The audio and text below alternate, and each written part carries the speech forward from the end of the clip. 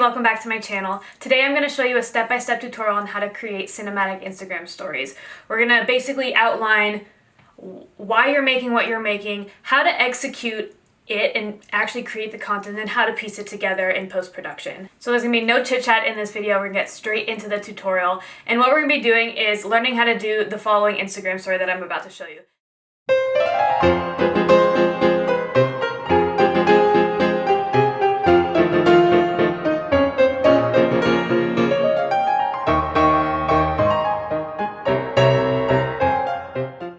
After I posted this Instagram story, you guys requested this video, so I felt it was right to just show you how I made this video as a basic foundation to creating better and more cinematic and just more advanced Instagram stories in the future. The first step of making a cinematic Instagram story is figuring out what the purpose of the story is in the first place. Why are you making this? Are you teaching someone something? Are you showing a process of something? Are you promoting something you just bought? Or is it a visual poem? Is this experimental? Are you sharing a story? Or are you trying to get more traffic to go somewhere else, like a blog post or a YouTube video? Why are you creating a cinematic Instagram story, and why should we care about what you're creating? Once you have your purpose down, you want to establish the cinematic style. First, I make sure that I'm shooting in a low depth of field, or a small f-stop. That means that the foreground and the background are very blurry while this middle ground, like the subject, is in focus. The second thing I do is to film around golden hour or sunrise. I don't get up at sunrise, so we're just gonna go straight to the golden hour. The light at golden hour, which is at sunset, is very dreamy, sun-soaked, whimsical, magical, golden, soft. It's soft. And when we film in broad daylight in the middle of the day, the lighting is very harsh. It will cause harsh shadows on the face or your subject. There'll be so much contrast. That's why I always like to film during golden hour, because it gives me that like nostalgic, dreamy, soft feeling, like the beautiful light. And that is a key component to this whole cinematic effect. The next step is to film vertically. Now in the past I've been lazy and I have filmed horizontally and just thought I could just blow it all up. When you blow something up, it decreases the quality, and because we want these to be super professional looking, we want them to be super crisp. It's important for us to be mindful of our practices during production. Now, however, if you have a very high quality camera, you can get away with doing that, but I don't think it's a very good practice to rely on. So to have an efficient workflow, you want to already be filming in vertical so it reduces complications in post-production. Puggo! My cat's on the roof, hold on. I have to like open up my screen and my window to let him through, because for some reason he likes entering the house through my window upstairs.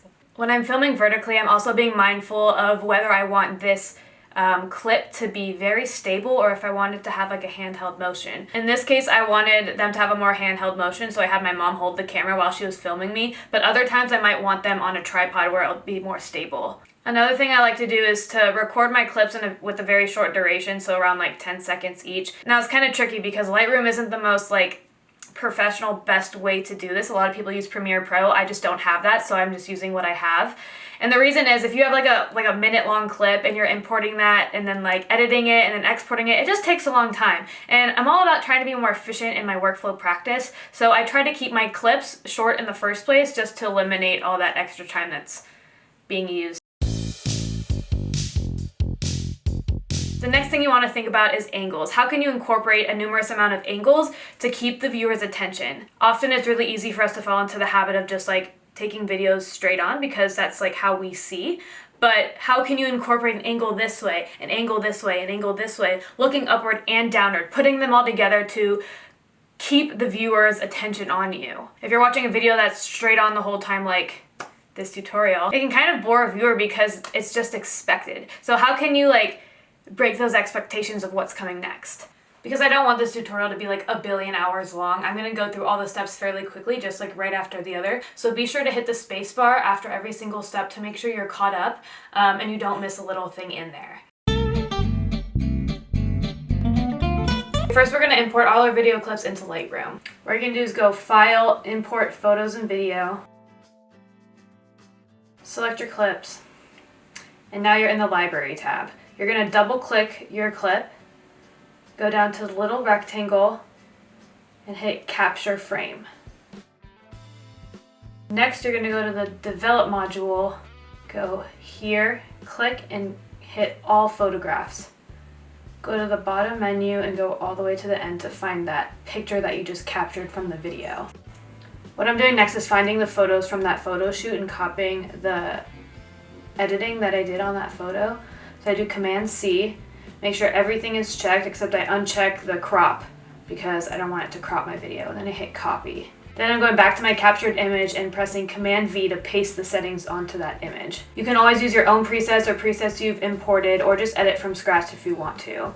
To pick a preset, you just go to the left-hand side of the program and out pops the presets. Next, we're heading down to the bottom of the screen with our cursor and making sure that captured image is selected as well as the video by holding down Shift and clicking. Then we're going to hit sync. Now this is the part that I don't like about Lightroom. When you're transferring settings from an image to a video, you only have a select few settings that you can actually transfer. You don't get to transfer everything. So this can in turn make the video clip look a little different. Nonetheless, we're going to hit synchronize to try and copy and paste those settings onto the video clip. We're now clicking our video clip, going to the library module yet again, and seeing how those effects transferred onto our videos. We're going to play the clip just to make sure that it looks good throughout the entire video clip. Next, we're going to put our cursor over the image and double click, go down to export and export again. You're going to choose where you want to export it to. Scroll down and make sure the video format is H.264. Quality is max. You're also just going to want to double check your dimensions and your frame rate. So we have 1920 by 1080 and 30 frames per second. Okay, next we're going into Final Cut Pro. Okay, you're going to open up Final Cut Pro, go File, New, and then Event. You're going to title your event, My Masterpiece, or a Cinematic Instagram Story. Then you're going to go down to Video and go all the way down to Custom. You're going to enter 900 and then 1600. And then for the rate, we're going to go to 30p because that's what it said when we were exporting in Lightroom. Next, we're going to double click Import Media. And then you're just going to select all the clips that you want to have in your whole project. And then hit Import Selected or just enter. Next, we're going to drop our clips into the timeline by simply clicking and dragging down. Next, I'm going through all my clips and dragging down the soundbar to mute them. First, we're going to hit our first clip, hit the transform button, and then we're going to rotate our clip so it's facing us properly. Then we're going to scale it up. Then we're going to go through all the video clips and do that for every single one. You can either input the numbers on the side like I'm doing here, or you can just use the knob that's on the video clip itself in the center.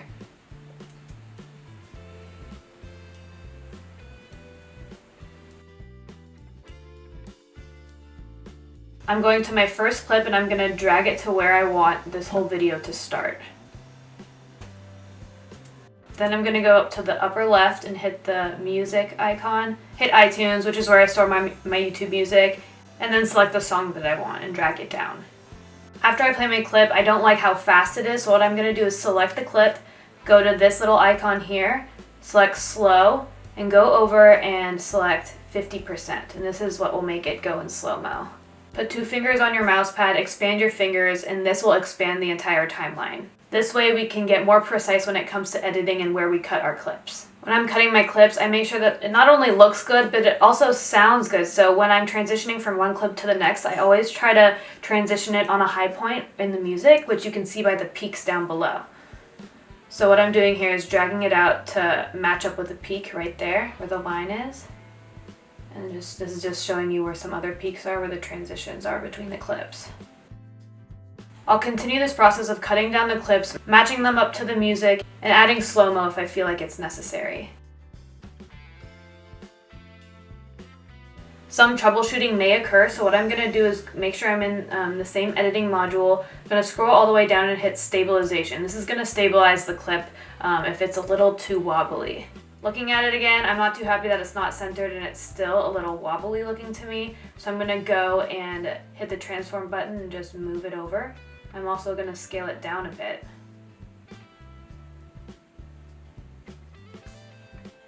I'm then going to slow down the clip as well. A final touch you can always add to the end of your Instagram stories is a dissolve. We get our last clip, which is this dorky little thing of me. And we're gonna go over and hit this icon. It's the transition icon.